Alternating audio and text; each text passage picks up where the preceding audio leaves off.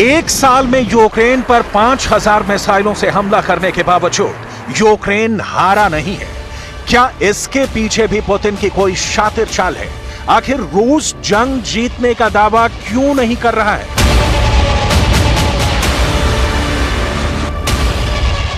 जंग में रूस और यूक्रेन के 5 लाख सैनिकों की मौत होने के बावजूद आखिर रूस और यूक्रेन जंग को खत्म करने की बजाय और तेज क्यों कर रहे हैं?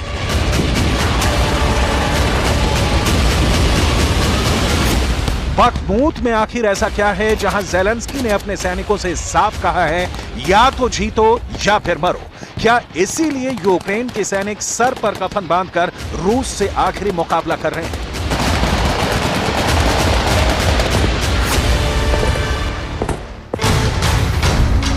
डिफेंस एक्सपर्ट्स क्यों कहने लगे हैं कि जंग में यूक्रेन के साथ नाटो देश मजाक कर रहे हैं? पोलैंड यूक्रेन को पुराने 4 MiG-29 विमान देने जा रहा है। क्या ये रूस के 700 लड़ाकू जेट का मुकाबला कर पाएंगे?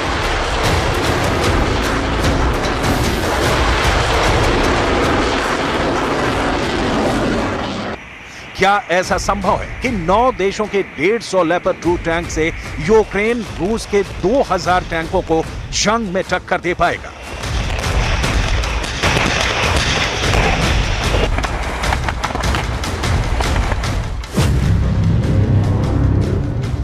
यूक्रेन के चीथड़े उड़ा दो।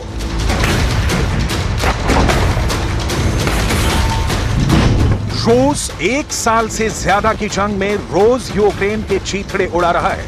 भले ही जंग में रूस के 1,60,000 से ज्यादा सैनिक मारे जा चुके हों, लेकिन पुतिन का रूस हर दिन पूर्वी यूक्रेन से लेकर दक्षिणी यूक्रेन तक कब्जा करता जा रहा है। एक के बाद एक यूक्रेन के इलाकों को पुतिन की फौज निकलती जा रही है। रूस की रॉकेट आर्मी, तोपखाना, मिसाइल और टैंक ब्रिगेड हर दिन 100 से ज्यादा हमले यूक्रेन के अलग अलग इलाकों में कर रही हैं। हम आपको पूर्वी यूक्रेन के बखमूत में आखिरी जंग कर रहे यूक्रेन के सैनिकों के बयान दिखाते हैं, जो दावा कर रहे हैं कि हम जंग में सिर्फ 4 घंटे जिंदा रहेंगे। कफन बांधकर लड़ रहा है यूक्रेन।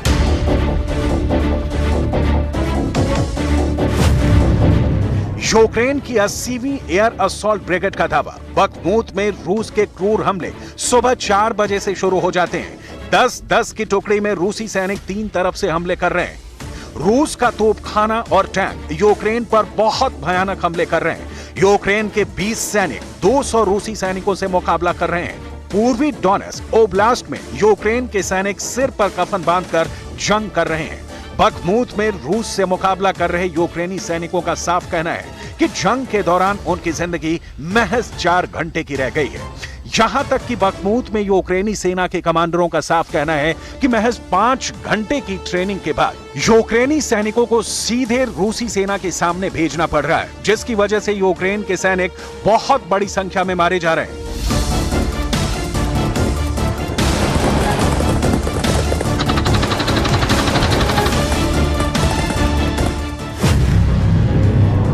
कफन बांधकर लड़ रहा है यूक्रेन।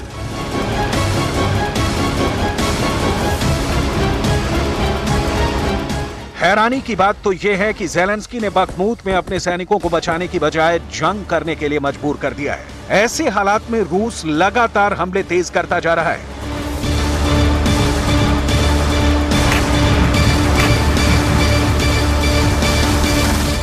Рік тому російські військові вчинили один із найстрашніших злочинів цієї війни.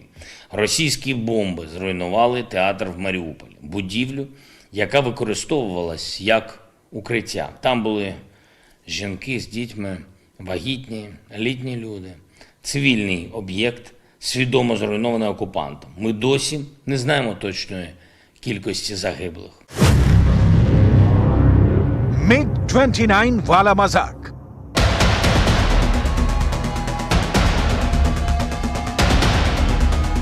अमेरिका और नाटो के दबाव में पूर्वी यूक्रेन का किला कहे जाने वाले बखमूत को ज़ेलेंस्की ने नाक का सवाल बना लिया है। लेकिन सवाल उठता है कि 1 साल की जंग में 1,30,000 यूक्रेनी सैनिकों के मारे जाने के बाद नाक बची ही कहां? डिफेंस एक्सपर्ट्स के मुताबिक जंग रोकना अब ज़ेलेंस्की के बस की बात नहीं रह गई है। अमेरिका और नाटो ने यूक्रेन को बर्बाद कर दिया है। अब देखिए, नाटो देशों ने यूक्रेन के साथ एक और मजाक किया है।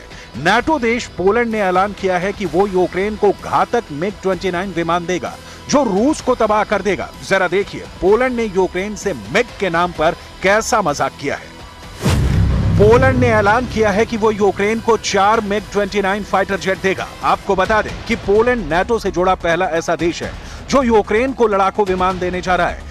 दावा किया जा रहा है कि पोलैंड यूक्रेन को 11 से 19 पुराने मिग-29 फाइटर जेट रिपेयर करके देगा।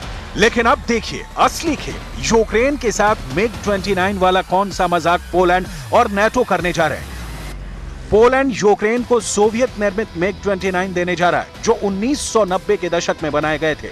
यानी 33 साल पुराने मिग-29 यूक्रेन को रिपेयर करके दिए जाएंगे। यानी यूक्रेन 33 साल पुराने मिग-29 से रूस के एडवांस फाइटर जेट से मुकाबला करेगा।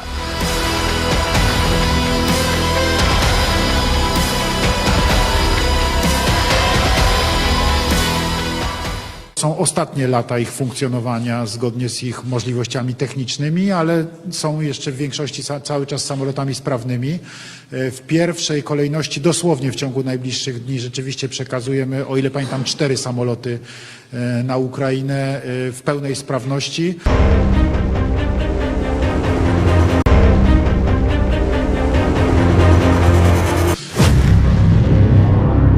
मिग-29 वाला मजाक।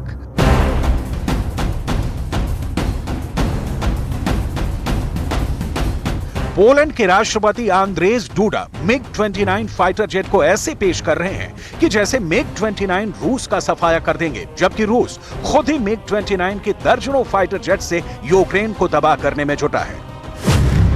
जानकारों का तो साफ कहना है कि पोलैंड अपने मिग-29 यूक्रेन को मत्थे मढ़कर खुद अमेरिका से F-35 विमान लेने जा रहा है। यानी पोलैंड मिग-29 के नाम पर ज़ेलेंस्की को कहीं ठग रहा है।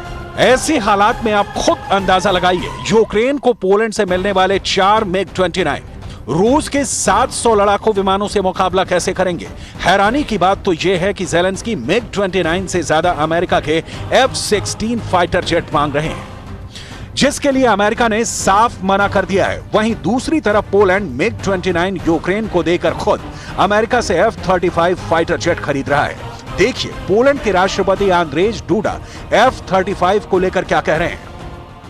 Natomiast oczywiście ich miejsce zajmą nowo dostarczane samoloty, przede wszystkim FA-50 z Korei Południowej, których pierwszych spodziewamy się już w tym roku. No i następnie rzecz jasna także i eskadra. Ukraine के चीथड़े उड़ा दो।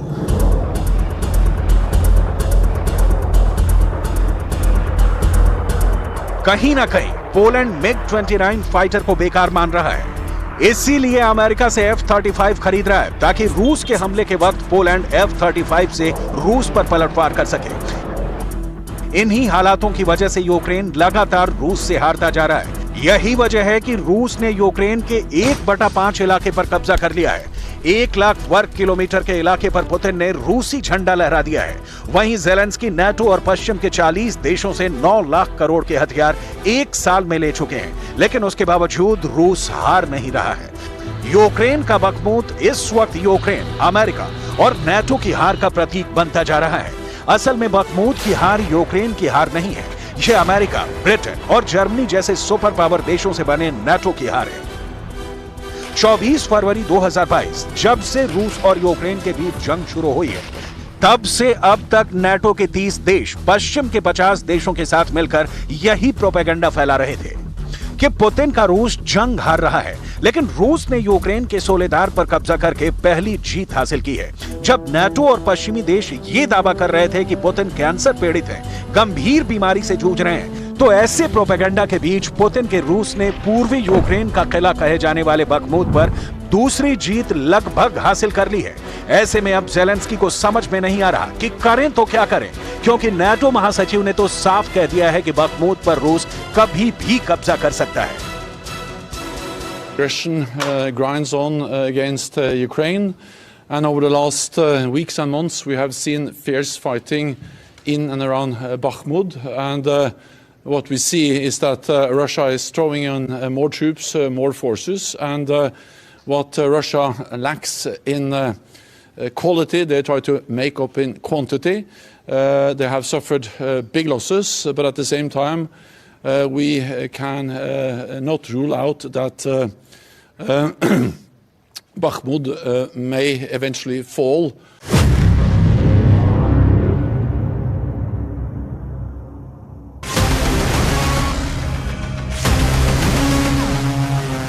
एक साल में रूस Ukraine की जंग ने वर्ल्ड वॉर 2 के रिकॉर्ड तोड़ दिए हैं।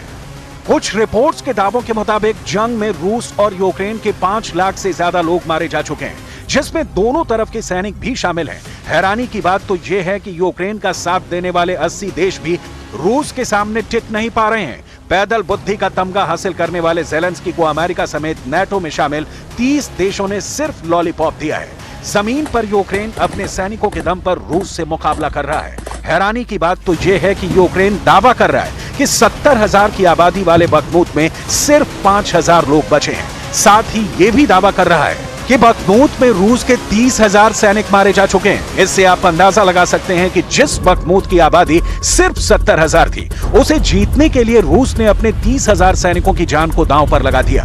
एक अनुमान के मुताबिक बखमूत की जंग में एक यूक्रेनी सैनिक के बदले 5 रूसी सैनिक मारे जा रहे हैं। उस घटना को तकरीबन 135 साल हो गए जब जैक द रिपर से पूरा लंदन